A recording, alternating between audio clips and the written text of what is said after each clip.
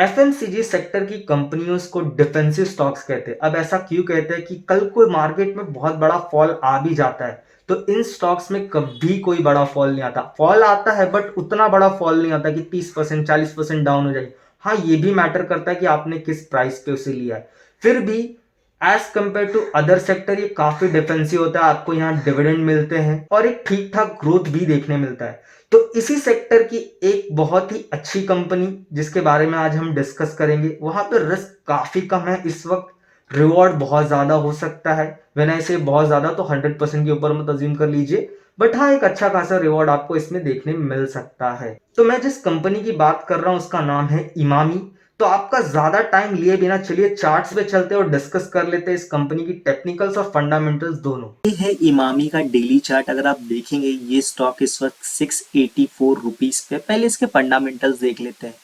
तो अगर आप प्रॉफिट एंड लॉस देखेंगे इस कंपनी का ओवर द टाइम, तो 315 करोड़ का प्रॉफिट बनाने वाली कंपनी 2013 में आज बना रही है 724 करोड़ का प्रॉफिट। तो ऑलमोस्ट डबल इन्होंने कर लिया है। कोई बहुत बड़ी बात नहीं है, पर एफएमसीजी सेक्टर में होने के बाद अगर आप ऐसे प्रॉफिट शो कर रहे हैं तो एक अच्छा खासा प्रॉफिट माना जाता है, प्रॉफिट ग्रोथ। स्टॉक को देख ले तो स्टॉक ओवर द टाइम काफी बड़े करेक्शन में था। उसे दिखाने के लिए मैं आपको मंथली पे लेके चलता हूँ। तो अगर आप देखेंगे तो कंपनी ने ओवर द टाइम 2015 से कभी कोई ग्रोथ नहीं दिखाई। यहाँ पे एक मंथली ब्रेकआउट आया था जिसके बाद स्टॉक काफी ऊपर गया था, फिर से ये नीचे आ गया। मैंने इस स्टॉक में मंथली ब्रेकआउट के बाद ही इन्वेस्टमेंट किया था, बिकॉज मंथली ब्रेकआउट को एक काफी अच्छा ब्रेकआउट माना जाता है इन्वेस्टमेंट के लिए। साथ ही साथ अब इस स्टॉक में फिर से अपॉर्चुनिटी बनी है इन्वेस्टमेंट की, उसके लिए मैं आपको डेली पे लेके चलता हूँ।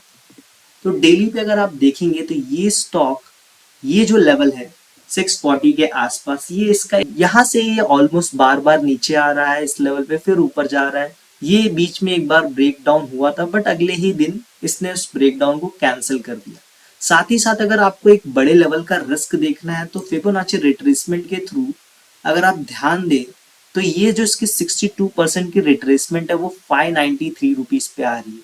तो अगर आप करंट प्राइस से कंसिडर करें तो आपके पास 13 से 14% का रिस्क है और रिवॉर्ड काफी अच्छा हो सकता है, बिकॉज ये कंपनी जब भी मूवमेंट देती है काफी अच्छा मूवमेंट देती है। अगर आप इस करेक्शन पीरियड को ही ध्यान से देखें तो अगर आप यहाँ कहीं पे बाय करते थे, यहाँ कहीं पे, तो भी आपको ऑलमोस्ट 67% का रिटर्न मिलेगा।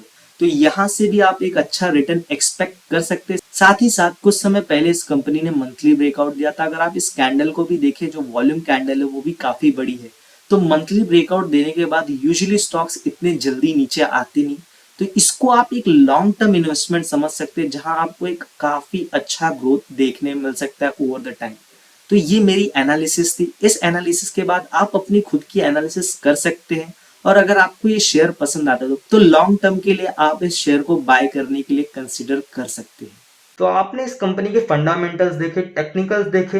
अब बात कर लेते हैं टाइमलाइन की कि कितना टाइम लग सकता है इस स्टॉक को ब्रेकआउट देने में, एक अच्छा मूव देने में। तो मुझे लगता है आप इसे अभी बाय कर सकते हैं, बिकॉज ये प्राइजेस आपको देखने नहीं मिलेंगे, या हो सकता है थोड़ा सा नीचे चले जाए। मैंने आपको रिस्क और रिवॉर्ड पहले ही एक्सप्लेन कर दिया है।